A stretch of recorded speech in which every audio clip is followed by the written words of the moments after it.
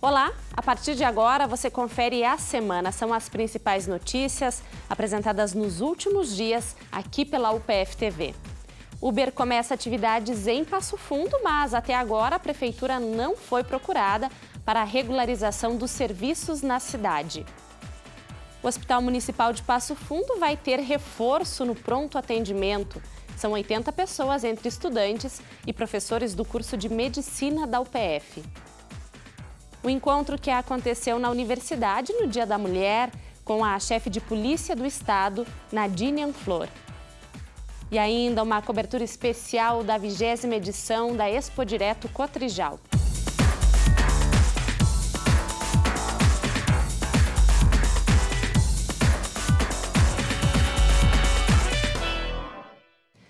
Passo Fundo faz parte da terceira maior região de penitenciárias do estado. Fica atrás apenas de Porto Alegre e Novo Hamburgo. Só que, ao mesmo tempo, é a região com o maior déficit de vagas e, por consequência, com o maior número de fugas de presidiários. E lideranças da cidade estiveram em Porto Alegre para tratar do assunto com o vice-governador e com o secretário estadual de Segurança Pública. Madrugada de 12 de janeiro de 2019. Com a ajuda de uma caminhonete, 17 apenados fogem do presídio de Passo Fundo.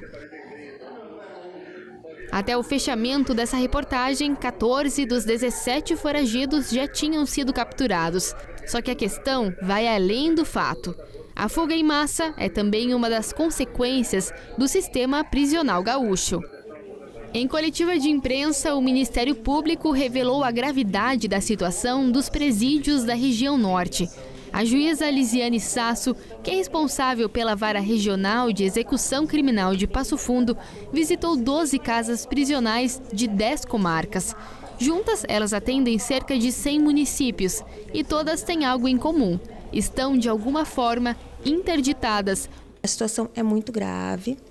Não está ocorrendo qualquer tratamento penal a essas pessoas segregadas, com o que não conseguimos cumprir o nosso papel de execução criminal e devolver essas pessoas de uma forma melhor para a sociedade. Em toda a região de abrangência, faltam 1.600 vagas para suportar a quantia atual de apenados. A situação é mais grave nos presídios de Lagoa Vermelha e Getúlio Vargas. Em Lagoa Vermelha, são 293 apenados no espaço para 70 presos. Em Getúlio Vargas, 199 presos convivem no espaço para 56. Se nada for feito, o regime fechado também poderá ser interditado. Na prática, isso significa que até que não surjam mais vagas, ninguém mais vai poder ser preso. Temos os presídios com maior índice de superlotação, que são Lagoa Vermelha e Getúlio Vargas, são os maiores índices do estado.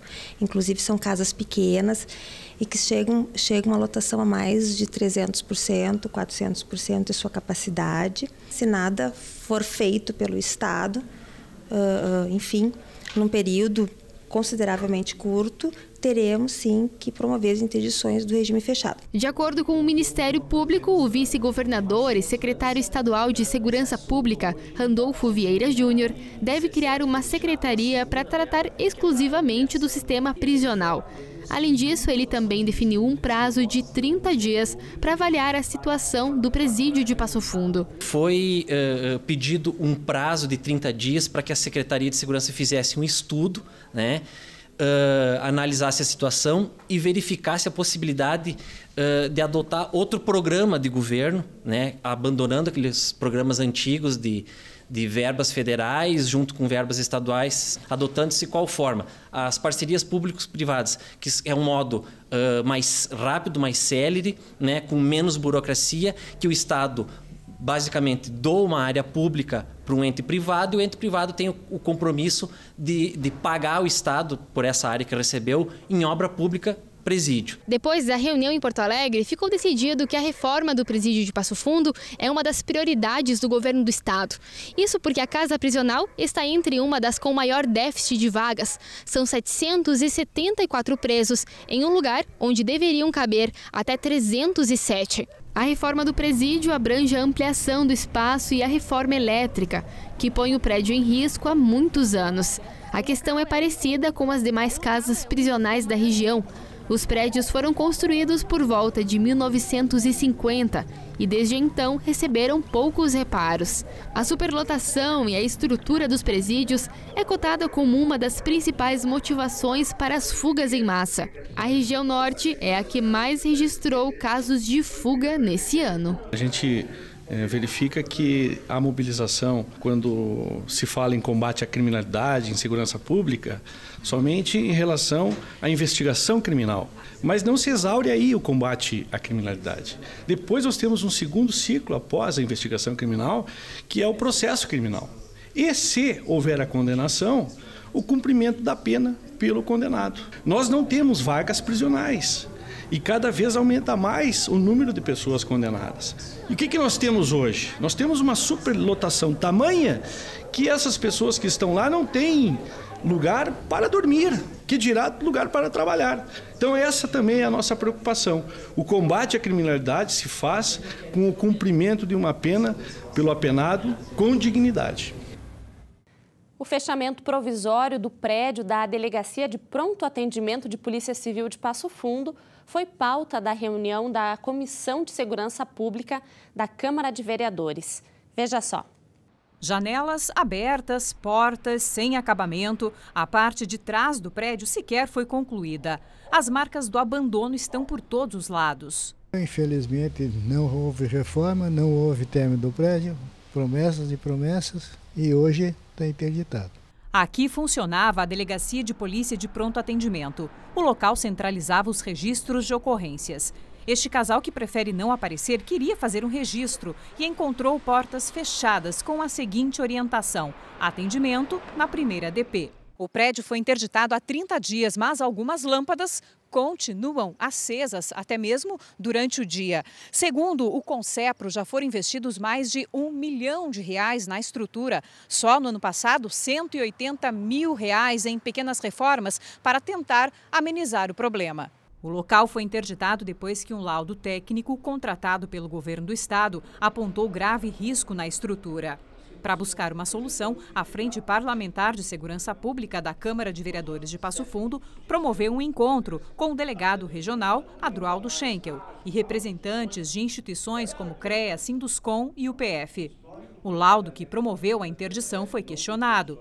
Alguns participantes do encontro chegaram a dizer que é sim possível recuperar a estrutura. Mobilizar forças como CRECI, Universidade de Passo Fundo, o próprio CREA, o Conselho dos Arquitetos, para que a gente consiga viabilizar, quem sabe, um novo laudo, uma nova avaliação daquele prédio que hoje é ocupado pela Delegacia de Pronto Atendimento e que teve, nos últimos 30 dias, aí a sua inabilitação por conta de um laudo que acabou determinando a interdição.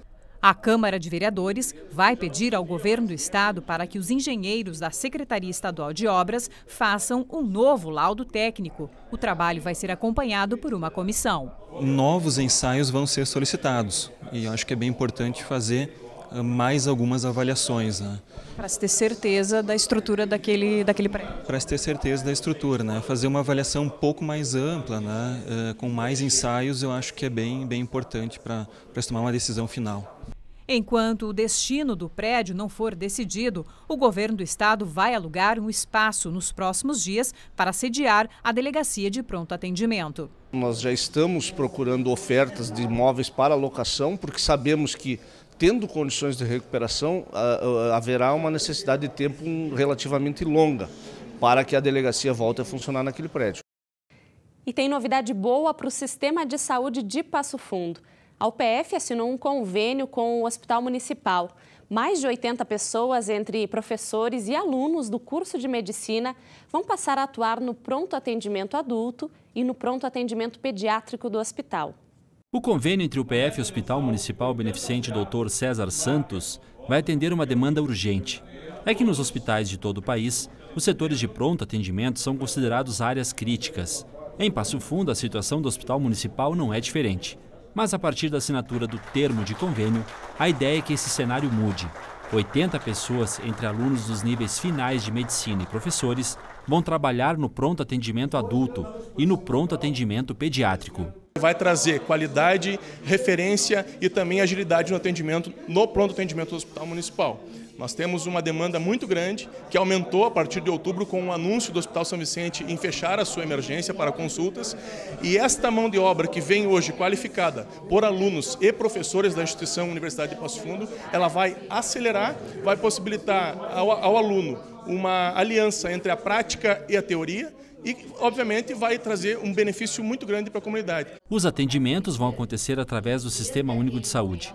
De segunda a sexta-feira, das 8 da manhã ao meio-dia e da 1h30 até às 5 horas da tarde, além de qualificar esses setores, o convênio também vai buscar agregar experiência aos estudantes. Mais uma demonstração concreta de compromisso com a comunidade, oferecendo dezenas de profissionais, entre professores, médicos e estudantes dos anos finais da medicina, para atender no nosso hospital municipal. É uma grande contribuição para a cidade, para o hospital, para a gestão, para o futuro de Passo Fundo. Nós precisamos fazer com que o nosso aluno também esteja nesse espaço, acolhendo, cuidando, tratando das pessoas que por aí passam. Nós já temos uma parceria firmada, já atendemos do pronto atendimento pediátrico, mas essa é uma parceria que se amplia para o pronto atendimento em geral.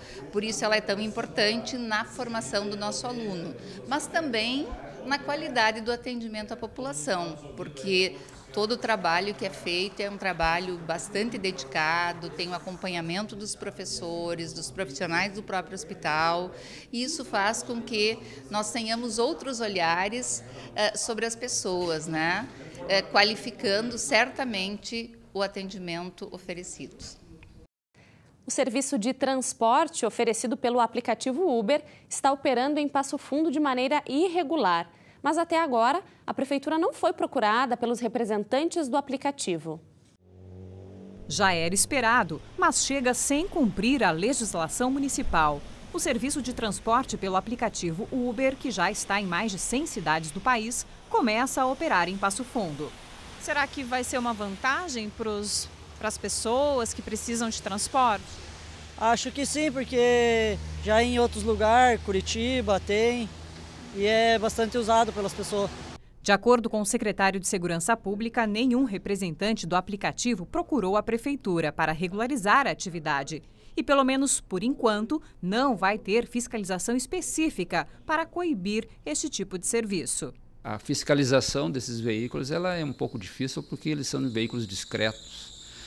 O que nós podemos fazer é, dentro da nossa normalidade de blitz, de fiscalizações, quando encontrar um veículo da empresa Uber, adotar o procedimento que é cabível, né, em termos de fiscalização para quem está utilizando o aplicativo. Testamos o serviço. Na primeira tentativa, não havia carro disponível próximo ao local da solicitação. Fomos ao centro da cidade e tentamos novamente. Inserimos o local de destino 4 quilômetros distantes do local da chamada. Valor do trajeto, pouco mais de R$ 9,00. 13 minutos depois, o veículo chega até o local combinado por meio do aplicativo. Eu vou tentar agora conversar com o motorista para ver se ele aceita participar dessa reportagem. O motorista aceitou e embarcamos para continuar nosso teste. Veículo com ar-condicionado, em boas condições, 4 portas e com menos de 10 anos de uso. Segundo Eduardo, são pré-requisitos do aplicativo. Ele começou a trabalhar em Passo Fundo há 3 dias e ficou surpreso com a quantidade de chamadas que recebeu. Tem bastante passageiro. Ontem teve muita chamada, assim, e até um rapaz que eu fiz uma corrida com ele me explicou que tinham apenas 3 carros em Passo Fundo trabalhando ontem. Tem bastante passageiro, tem uma demanda muito boa. É só uma questão de tempo. É uma questão de tempo, o serviço é bom. No Rio Grande do Sul, o serviço de transporte pelo Uber é oferecido desde 2015. No Norte Gaúcho chegou ano passado, mas devido à legislação de Passo Fundo não era possível atuar. O secretário explica que a lei foi modificada em janeiro deste ano para facilitar a adaptação deste tipo de aplicativo. A lei que regulamenta o trabalho dos aplicativos ela foi mudada, né, foi aprovada agora ainda este ano, no mês de janeiro. Então eu entendo que eles devam nos procurar agora nos próximos dias. Nós também vamos tentar fazer um contato com eles para ver da disponibilidade deles fazerem uma reunião conosco para a gente mostrar os critérios estabelecidos pela lei e o que a gente vai cobrar nas fiscalizações. Pela primeira vez em 177 anos, a Polícia Civil é chefiada por uma mulher. Nós estamos falando da delegada egressa da UPF, Nadine Anflor, nomeada como chefe de polícia do Estado no começo desse ano. Em uma roda de conversa no Dia da Mulher, ela trocou experiências com outras mulheres aqui na UPF. A igualdade em todos os espaços pautou a conversa. No palco do anfiteatro do curso de Direito, 7 mulheres trocaram experiências e inspiraram. Entre elas estava a delegada Nadine Anflor, escolhida no começo desse ano para assumir a chefia da Polícia Civil a nível estadual. Nadine se formou em Direito na UPF em 1999 e trabalha como delegada de polícia desde 2004. Foi a primeira coordenadora das delegacias de atendimento especializado à mulher, que hoje já se espalham por 22 cidades gaúchas. A universidade teve um papel fundamental. A universidade me formou, a universidade fez com que despertasse também o meu interesse pelo processo penal, pelo penal. Então, acho que é uma sementinha que já nasceu aqui dentro para que hoje eu pudesse ser chefe de polícia e talvez estar ocupando o maior cargo dentro da instituição como chefe de polícia, que também é uma quebra de paradigmas, porque uma instituição, a Polícia Civil, tem 177 anos de história, uma história de muitas batalhas, de muitas mulheres também que passaram. Isso eu tenho dito, que o fato de eu estar hoje na chefia de polícia é sim porque muitas mulheres me antecederam.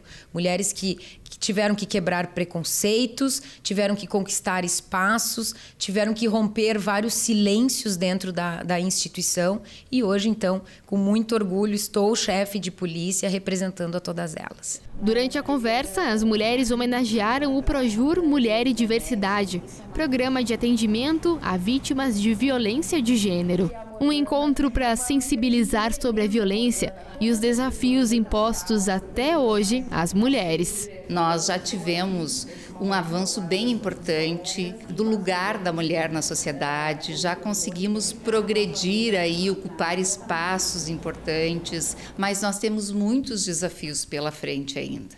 Só o fato de sermos mulheres já nos coloca um compromisso a mais diante dos cargos, diante da vida do trabalho, diante da vida social. Então, nós precisamos debater sobre esse tema. Nós que estamos tendo a oportunidade de ocupar espaços de liderança, de ocupar espaços de gestão, temos o compromisso de abrir caminhos para que as mulheres possam se expressar, possam se mostrar e possam ocupar diferentes postos, porque é nessa diversidade que nós realmente crescemos. E depois do intervalo, as novidades apresentadas na 20ª edição da Expo Direto Cotrijal. E ainda um serviço oferecido de graça pela UPF para quem precisa fazer a declaração de imposto de renda. Nós já voltamos.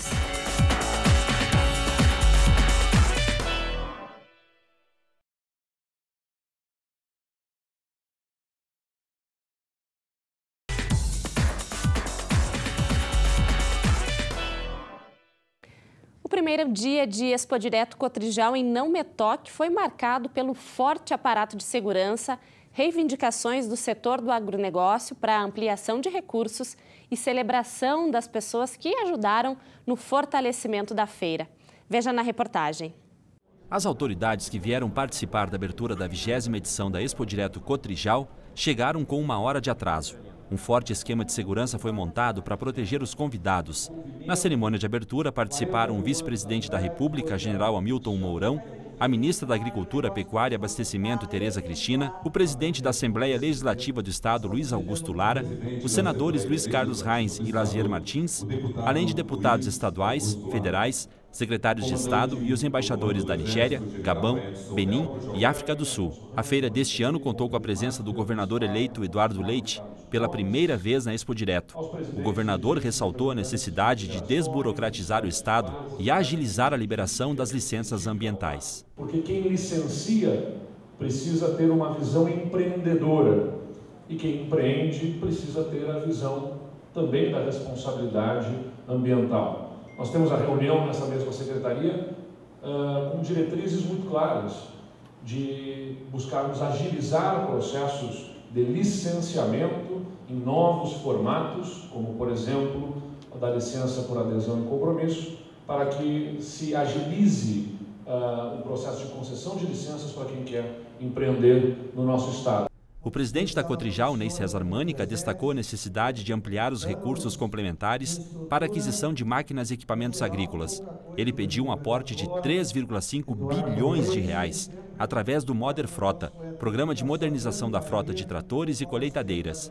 Mânica agradeceu a presença do vice-presidente Mourão e destacou a força do agronegócio para o desenvolvimento do país. Que a presença do nosso vice-presidente nos orgulha, nos motiva e nós vamos levar esse Brasil ao patamar que ele merece. Disciplina, respeito, organização, menos corrupção, menos Estado, Brasil acima de tudo. Muito obrigado. A grande novidade desta edição é esse espaço aqui, a Calçada da Fama do Agro. Aqui estão gravados os nomes de 20 pessoas que tiveram um papel fundamental para o agronegócio e a Expo Direto. A inauguração do espaço foi logo após a cerimônia de abertura da feira. Os convidados e as autoridades acompanharam a homenagem a cada um dos 20 colaboradores que ajudaram na consolidação de Não Me Toque como a cidade de uma das maiores feiras do setor na América Latina. Dentre alguns dos homenageados, Odacir Klein, o ex-ministro da Agricultura Francisco Turra e o senador Luiz Carlos Reins. A agricultura é o que está dando essa sustentação ao país. Se tem as reservas que o Brasil tem, quase 400 bilhões de dólares de reserva, sabe que isso aí se deve à soja exportada, ao boi exportado, ao frango exportado, ao suíno exportado, ao fumo exportado, enfim, a agricultura de exportação está ajudando o país. Após a cerimônia, o vice-presidente e a ministra da Agricultura concederam uma coletiva de imprensa para veículos aqui da região e do país. General Mourão destacou a importância do agronegócio. O governo tem que trabalhar em 3 áreas que eu considero. É a questão da desregulamentação, desburocratizar, dar mais liberdade de manobra para o empreendedor.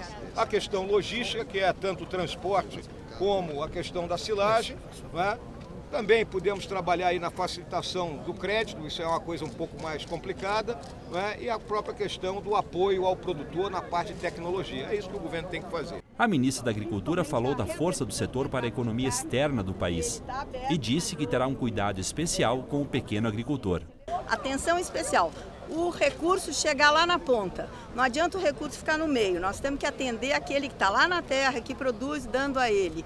Assistência técnica, que é fundamental, não só o crédito. Assistência técnica e crédito e depois a comercialização. E é isso que nós estamos trabalhando. O Brasil conta com cerca de 5 milhões de produtores rurais. É um segmento que tem ajudado o país a enfrentar a severa crise econômica que se instalou nos últimos anos. A Expo Direto deste ano conta com 534 expositores de diferentes setores do agro, distribuídos em 98 hectares. Na linha da pesquisa e da ciência, a UPF contribui com a feira desde o início. Nós estamos desde os primórdios trabalhando junto, trabalhando com pesquisa, nos inserindo, discutindo os diferentes cenários. E nesse ano, além dos cursos tradicionais, que sempre participam, como agronomia, medicina veterinária, biologia, nós também temos os cursos da saúde que estão trabalhando, protegendo a saúde da nossa grande população aqui. A Expo Direto Cotrijal segue durante esta semana com palestras, exposições e eventos temáticos. O setor de máquinas agrícolas está otimista para o ano de 2019. A estimativa é aumentar as vendas em cerca de 11% em relação ao ano passado. Esse crescimento ele foi projetado durante a 20ª Expo Direto Cotrijal. É no espaço das máquinas da Expo Direto Cotrijal que vemos o quanto a tecnologia está aplicada ao homem do campo. Cada vez mais exatidão na aplicação de insumos e sementes, na colheita ou no trabalho diário fica evidente. São equipamentos com o que há de mais moderno e inovador em tecnologia. Esta empresa é da cidade de Não Me Toque. Fornece equipamentos para todo o Brasil, mas com foco especialmente nas regiões Sul e Centro-Oeste. Nesta edição, a empresa está com um mostruário de 40 máquinas. Todas as linhas de financiamento que o banco tem, que o BNDES tem, o Banco do Brasil, qualquer outro banco que disponibiliza, os nossos produtos eles estão credenciados e cadastrados para serem financiados. Vai depender mais do cadastro do agricultor do que efetivamente do que ele quer que ele quer fazer o financiamento. Os equipamentos daqui são desenvolvidos para agricultura de escala, ou seja, para médias e grandes propriedades. Estas carretas graneleiras agilizam o trabalho da colheita. São para bolsos e necessidades diferentes. Tem máquina de 30 a 200 mil reais. Nesta edição, a empresa está lançando este equipamento. É um distribuidor de calcário. O sistema faz uma aplicação precisa, com exatidão e rapidez. Este distribuidor fica em torno de 240 mil reais. Começamos com prospecção. O que acontece? Como nós somos fábrica, juntamente conosco trabalham nossos canais de distribuição, que são as revendas. As revendas estão junto conosco também em todo esse processo. O que acontece? Nós prospectamos o cliente, chamamos o cliente para dentro do stand, mostramos os diferenciais, mas quem vende mesmo é a revenda nossa, né? É o nosso parceiro que está ali, que vende junto conosco e tal, e é o que vai dar depois a primeira assistência lá fora.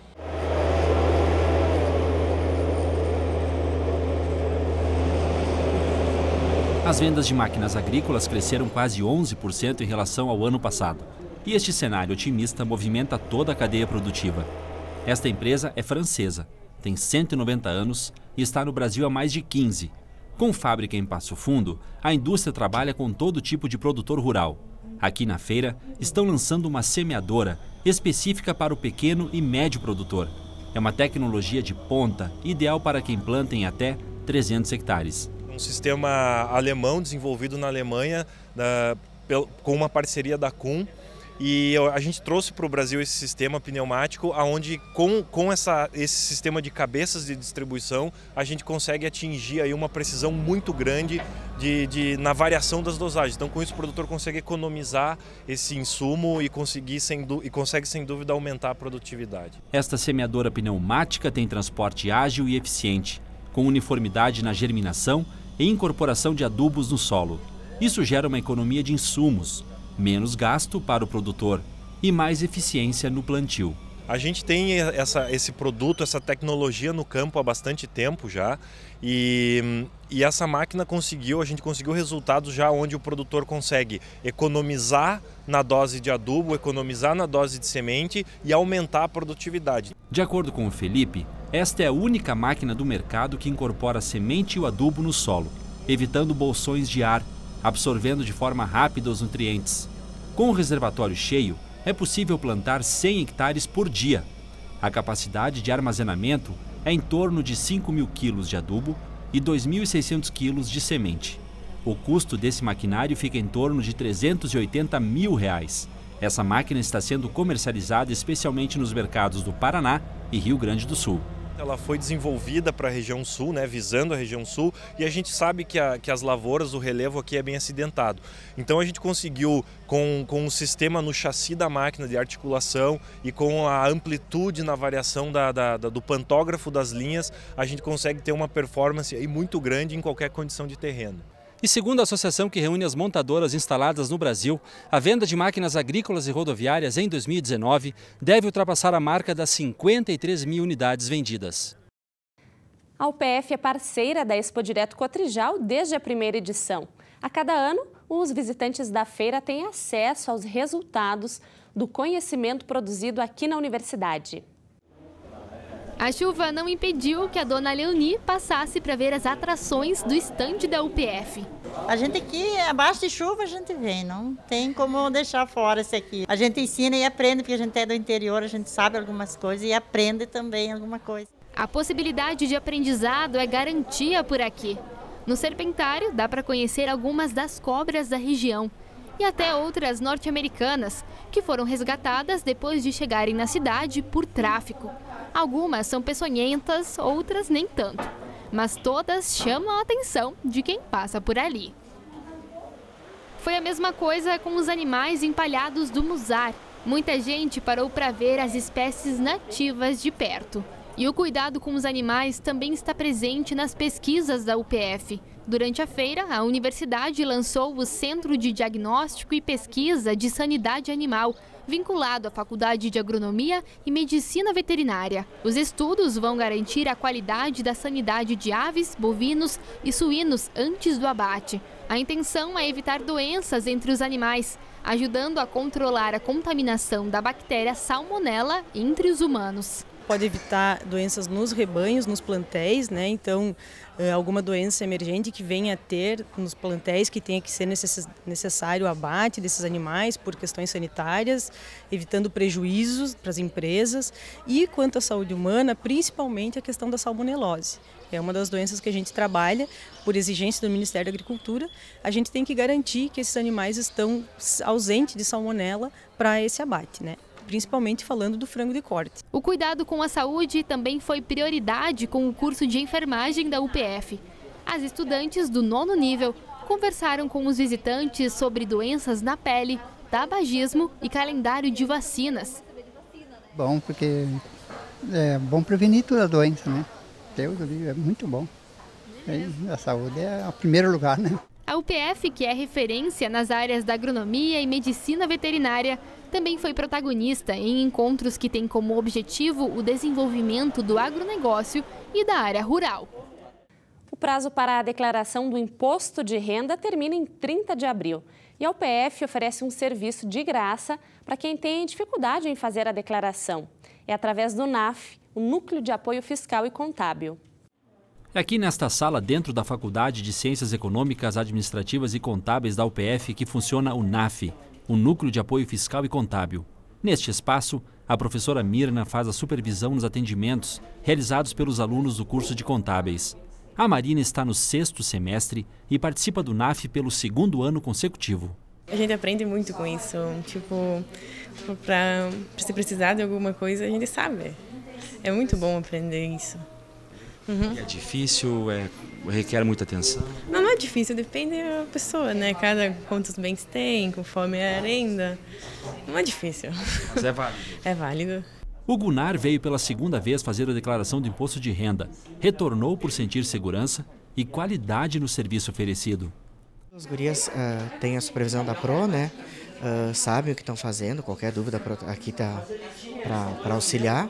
E é fácil para nós, né? Muito mais prático, a gente sabe que vai ser feito seguro, né? E também gratuito, né? Facilita bastante. Este ano a declaração de imposto de renda conta com algumas peculiaridades. Se você tem um imóvel, seria o registro do imóvel. Eles pedem inclusive o número do IPTU, daí tem que trazer o carnê do IPTU também. De carro, o número do Renavan, que tem no próprio documento, né? E de banco, daí já vem no extrato para fins de informação de imposto de renda, vem o CNPJ do banco, os números das contas, e daí a gente preenche também já. O CPF também, né? O CPF, que daí eu acho que ontem já teve gente que teve problema, porque antes era assim, até 8 anos,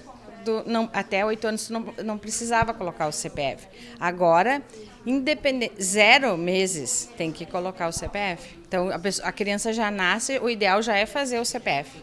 Todo ano aumenta a procura de pessoas aqui no NAF da UPF para fazer a declaração do imposto de renda. A principal razão é a defasagem da tabela, que está em mais de 80%. Hoje, o cidadão que ganha R$ 2.380 bruto tem que fazer a declaração. Aí ele vai chegar no índice, que é de R$ 28.559,70. A defasagem é consenso em praticamente todas as pessoas que estão envolvidas com a declaração. O próprio pessoal da Receita já está questionando isso e o próprio sindicato deles vem reivindicando uma correção dessa tabela, ou até que por exemplo, assim, pelo menos para fins de entregar a declaração, que seja maior o valor, né? O que seria, na sua opinião, professora, pela experiência, o ideal? Olha, quem ganha acima de R$5.000 declarar só. Os outros, não. Essa defasagem gerou um aumento considerável de declarações efetuadas pelo NAF em 2018. No ano passado, foram realizadas cerca de 400 declarações no prazo e outras 500 fora do prazo legal. A razão é que muitas dessas pessoas não sabiam que precisavam declarar, por estarem dentro da faixa de valor exigida pela Receita Federal. Não sabiam, e que daí foram comprar uma coisa na loja, foram no banco, CPF bloqueado. Teve até pessoas que pegam medicação na rede pública que não conseguiram retirar o medicamento porque tinha restrição no CPF. E depois do intervalo, a gente mostra o trabalho do curso de Medicina Veterinária da UPF na recuperação de animais silvestres. E ainda, no mês da mulher, a história de quem rompeu as amarras de um movimento considerado conservador. Nós já voltamos.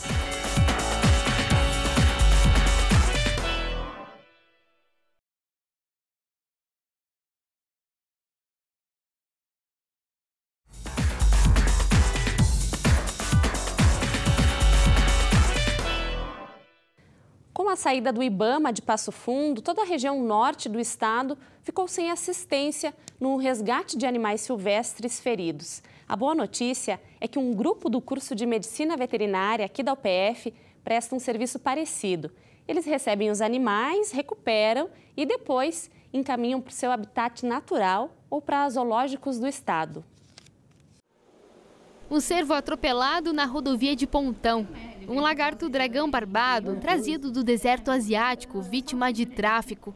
Ou uma infinidade de pássaros órfãos, perdidos de seus bandos ou fugindo de predadores nas cidades. Todos esses animais são prioridade no grupo de estudos de animais silvestres da UPF. O trabalho aqui existe para recuperar o bem-estar desses animais. A professora Michele e os estagiários estão sempre de plantão para receber e atender os casos, que aparecem quase todo dia. Só no ano passado, o grupo recebeu cerca de 300 animais silvestres, mas em todos os 6 anos de serviço, esse número chega a 1.500, e tudo por causa da intervenção direta ou indireta do homem. A presença do homem no meio ambiente, seja ele direto ou indiretamente, acaba afetando. Desde a construção de estradas, né, onde é corredor verde que a gente fala. Então tem o mata de um lado, uma estrada passa no meio, é passagem de animais, né? Eles vão para um lado e para o outro, tanto para procurar abrigo, parceiros, né, para reprodução, e acabam tendo essa interação. Tem também a urbanização, né? Cada vez mais estão sendo aumentadas as cidades, então esses animais não têm para onde ir, eles acabam vindo para as cidades para tentar sobreviver e acabam, né, tendo essa interação. Tem também a questão do lixo, né? A gente tem plástico, animais que contêm plástico dentro da floresta nacional aqui da Flona. A gente já encontrou animais com plástico no estômago, tudo que pode levar eles a óbito. A própria poluição sonora, poluição visual, né? Então nós temos muitas cidades aqui que Passo Fundo mesmo, com bastante casas com vidro, edifícios, e os animais não conseguem enxergar e acabam colidindo, né? Hoje, mais de 130 municípios da região contam com um atendimento clínico e cirúrgico do grupo. E para isso acontecer, a pesquisa é indispensável. Os alunos e professores se reúnem toda semana para discutir os casos e estudar sobre as particularidades de cada espécie. Cada espécie tem o seu tipo de alimentação, sua ração adequada, que a gente recebe as rações adequadas e então fornece sempre de manhã, de tarde, sempre nos horários que os animais realmente se alimentam na vida silvestre. São selvagens, né? Não são como cachorros e gatos, que são domésticos, tem aquele carisma, tudo mais. Então, a gente sempre tem aquela parte de se cuidar, né? Tanto nós quanto eles, na hora de manejar o animal, sempre, e sempre respeitando o animal, né? Na hora de conter, na hora de alimentar, tudo sempre a mesma coisa. Até chegar aos cuidados do grupo, os animais são recolhidos e encaminhados pela patrulha ambiental, o corpo de bombeiros e os órgãos da segurança de modo geral. É só depois da recuperação que o grupo entra em contato com o IBAMA e a Secretaria Estadual de Meio Ambiente para definir qual vai ser o futuro do animal, se ele vai para um zoológico ou se tem condições de ser devolvido para o seu habitat natural. Inicialmente, se está na tua casa ou na estrada, assim, inicialmente você deve procurar um dos órgãos responsáveis. São a Patran, qualquer tipo de polícia, polícia rodoviária, polícia civil, militar, né, todos os órgãos possuem essa capacidade, né, é um dever público. Se não tem ninguém, é domingo, de noite, não tem ninguém que possa fazer esse encaminhamento, o civil mesmo pode trazer com todo o cuidado. Recomendo você ligar para a polícia e falar, não, a polícia não pode me buscar, então eu posso encaminhar para o hospital. Então, avisar, porque se você for pego sem avisar na estrada, assim, você pode ser, inclusive, autuado, né, como tráfico e tudo. Então, você avisa a polícia que está conduzindo o animal ferido para atendimento médico veterinário e chega aqui e a gente vai estar todas as condições necessárias, né? O atendimento específico é essencial para garantir a permanência dessas espécies e para evitar também que animais como esses desapareçam em crimes ambientais como a caça ilegal e os maus tratos, porque cada um deles é de responsabilidade de todos nós. Todo o programa a gente te traz as novidades no mundo da música. É com o Jonatas Coste, da Rádio PF. Se não irrompe de dentro de ti, apesar de tudo, não faça. a menos que venha sem pedir do coração, da boca, da mente, das entranhas, não faça. Você tem que ficar encarando o computador por horas, ou se debruçar sobre uma máquina de escrever procurando as palavras, ou talvez agora sobre um smartphone, não faça. Se for por fama, por grana, não faça. Mas hoje, porque é quem é, verdadeiramente conversaremos com o Vander Wildner. Eu quero te dar a oportunidade de ver um vídeo dele antes de a gente ter esse papo. Confere aí. Areias flamejantes nos tocavam, fagulhas delirantes sopravam. Feita a pedagogia da música, vamos falar hoje com o nosso Bukowski, o Vander Wildner, que cá está, e sobre esse mar aí que traz no seu olhar, que dá nome a esse novo projeto. Quero entender um pouquinho mais. Bem-vindo. Pois é. Olá a todos. Eu estou lançando um disco chamado O Mar Vai Muito Mais Além no Meu Olhar. É um disco gravado, composto e gravado, todo ele na Praia do Campeche, na ilha de Santa Catarina, em Florianópolis, que é onde eu moro. Todas as músicas têm como referência o mar. Eu moro de frente para o mar e a minha vida é muito ligada à natureza, e o mar é algo muito imenso, e isso me influenciou em escrever muito a respeito da vida e da relação do homem com a natureza. Perfeito. Bom, é claro que a gente quer fechar esse papo ouvindo uma dessas do novo disco. Vamos ouvir então? Obrigado pela presença, meu querido. Todos os discos do Beach Boys eu escutava, mas uma das canções me fez voar. E todo o programa a gente também te deixa por dentro das atividades que acontecem durante o fim de semana. Veja só. Meus queridos e minhas queridas, depois de um final de semana incrível, onde ficamos em cartaz 3 noites com o espetáculo Bruxo, da obra de Machado de Assis, na nova sala, a Sala de Cultura do Instituto Cosmopolitan, ficamos tão felizes, mas tão felizes com o resultado, que vamos voltar, exatamente, será mais um final de semana, só que sábado e domingo, dia 16 e 17, às 8 horas. Ou melhor, a partir das 8, vamos receber vocês com um bom cafezinho, uma cerveja artesanal de primeiríssima qualidade, música ao vivo e, na sequência, o espetáculo O Bruxo. Lembrem-se, é só para os corajosos. Te espero lá. Uma organização brasileira reconhecida mundialmente vem desenvolvendo oficinas há 2 anos em Passo Fundo. Coral e aulas de futebol estão entre as atividades oferecidas pela CUFA, a Central Única das Favelas. Eu gosto de cantar. Cantar e se apresentar. É um sonho desde pequeno, porque é legal. Eu acho que é legal e divertido.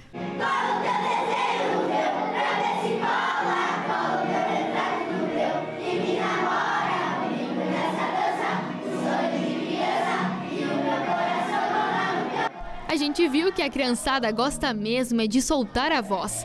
Essa turma está participando do Coral da CUFA. A Central Única das Favelas foi fundada por grupos de jovens há 20 anos no Rio de Janeiro.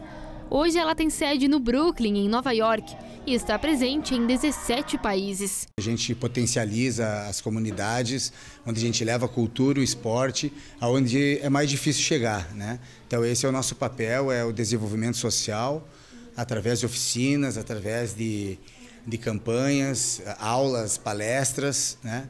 E fazer com que o bairro se fortaleça e ele faça parte da mudança, né? A CUFA chegou em Passo Fundo em 2017. As atividades acontecem em parceria com a Escola Municipal Coronel Sebastião Rocha, do bairro Valinhos, e vem contribuindo com a autoestima das crianças. A CUFA, para nós, é um projeto que vem nos ajudar um monte, porque a gente tem muitas crianças com necessidades, né, aquisitivas, então ajuda muito na autoestima deles. As crianças não ficam fora da escola, não ficam vulneráveis, a gente consegue concentrar mais eles na escola.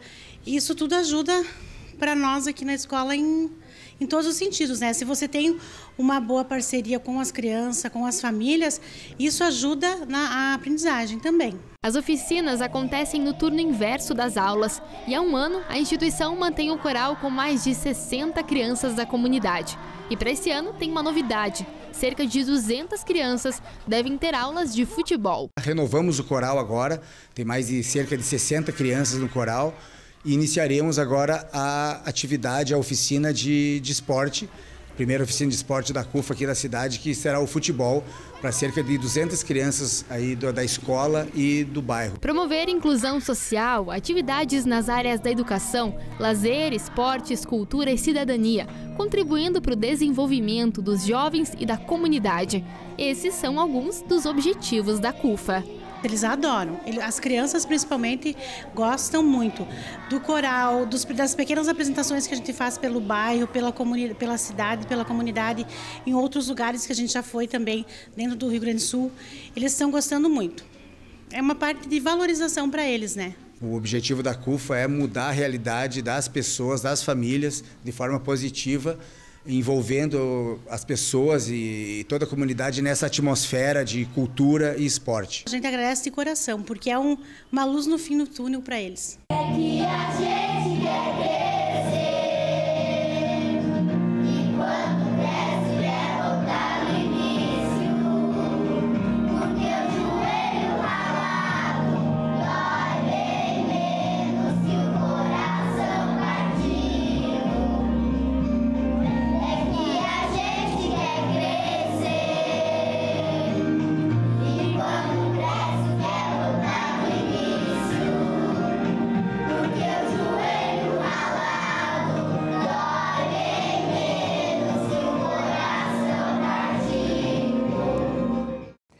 No Dia Internacional da Mulher, a gente contou a história de quem rompeu as amarras de um movimento considerado conservador e atingiu um dos pontos mais altos de comando.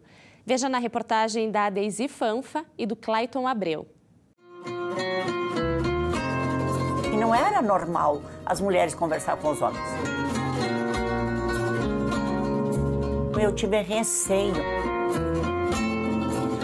Como uma mulher ia implementar regramento nos tiros de laço. As reuniões de patronagem a gente não participava, era só o grupo de homens mesmo. Ela nasceu em Marau em meados dos anos 50. Casou com 17 anos e alguns anos depois, o marido se tornou patrão de CTG. Ela era conhecida somente como a esposa do patrão. Somente a esposa do patrão. Em 1977, ele foi eleito patrão da entidade. Daí, naquela época, não era comum e não era normal as mulheres terem um cargo dentro das entidades tradicionalistas. De 77 para cá, muita coisa mudou. Por ser uma mulher atuante dentro do movimento, Gilda abriu as porteiras da 7ª Região Tradicionalista e foi empossada como coordenadora. Um salto e tanto. As coisas foram evoluindo. Fazer um trabalho que era só administrado e liderado por homens, né? Então, eu entendo que na 7ª Região foi um paradigma. Gilda Galeazzi foi a primeira mulher a assumir um cargo eletivo no MTG em 1995. Caiu o cargo no meu colo, em 95. E o que foi isso para você? Foi uma surpresa, né? Porque como eu tinha pouca idade, a gente liderava o processo, ajudando anonimamente, né? Mas liderar o processo de ser o coordenadora da região, né? Num ambiente que era conservador. O caminho não foi nada fácil. E como você foi recebido? No primeiro momento, com bastante receio, né? As pessoas, a gente chegava nas propriedades, eles não olhavam para a gente. Eles ficavam com um certo ressentimento e as mulheres elas ficavam na cozinha que elas lideravam, né, nas copas, onde elas faziam os lanches e ficavam nos cuidando. Qual a postura que nós íamos ter de conversar com os homens? Porque não era normal as mulheres conversar com os homens. Ela permaneceu no cargo por 9 anos consecutivos. Depois tentou ingressar na carreira de vereadora, mas acabou indo para a Secretaria de Turismo. Ficou lá por 3 anos e meio. Tudo isso afastou um pouco a prenda da coordenadoria da 7ª Região. Foram 6 anos de separação. Até que um dia, ela foi surpreendida. Em 2010, no CTG Moacir da Mota Fortes, no encerramento da Semana Farroupilha, eu fui surpreendida por um grupo de patrões, pedindo para mim voltar. Em todo esse tempo de trabalho, Gilda conquistou com muita fibra o apoio das entidades tradicionalistas da região. Na última eleição, de 96 votantes, apenas 1 voto foi contrário. Até porque elas conhecem o trabalho, nós temos um trabalho de parceria, né? Os tempos bicudos se foram. Hoje, na coordenadoria, nós temos a coordenadoria só de mulheres. A nossa chapa é a coordenadora, a vice-coordenadora, a tesoureira e a secretária, são 4 mulheres. Por tantos anos, liderar um movimento considerado conservador significa... Como nós lideramos o processo na nossa casa, nós também temos a oportunidade de liderar esse processo na sociedade aí fora. E para quem está à frente de um movimento importante, com uma agenda recheada de compromissos, mais de um por dia, a curiosidade pega quando o assunto é guarda-roupa. Esse aqui foi o vestido de posse em 2011.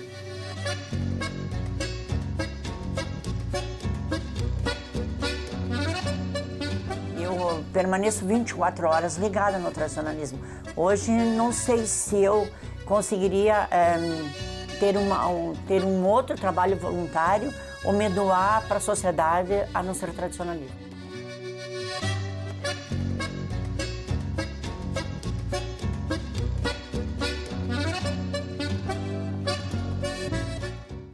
E o programa de hoje fica por aqui. Se você gostou do nosso conteúdo, então pode acompanhar a UPF TV também pelas redes sociais. Obrigada pela sua companhia e até mais!